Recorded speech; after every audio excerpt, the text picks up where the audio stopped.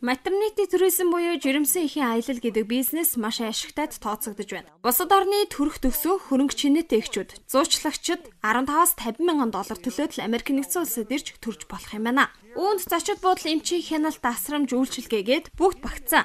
Нью-Йоркийн Манхэттенд Туркээс ирсэн няраа эмэгтэй дээд зэргээр асруулж байна. Аризонагийн Тусанд Мексикээс ирсэн баян хатагтай хувийн онгоц хөлөглөн ирж байна. Лос Анжелест чинээлэг хятад эмэгтэй хувийн байршинд амьдарч удахгүй амарчих гэж байна. Тэд Америкт ирж төрөөд биеэ сайжрахаар буцаад явдаг байна. Америк нэгдсэн улсад ирж төрөх нь эмэгтэйчүүдэд яагаад ашигтай байдаг вэ гэсэн асуулт гарч ирнэ. Тэгвэл Америкт төрсэн няраа эрүүл мэндийн хяналт эмнэлгийн техник, технологи өндөр хөгжсөн хангамж маш сайн байдаг байна. Америкт төрсэн хүүхэд өсч том болоод тэтгэврт гарахад Америк нэгдсэн улсын засгийн газраас тэтгэмж авдаг байна.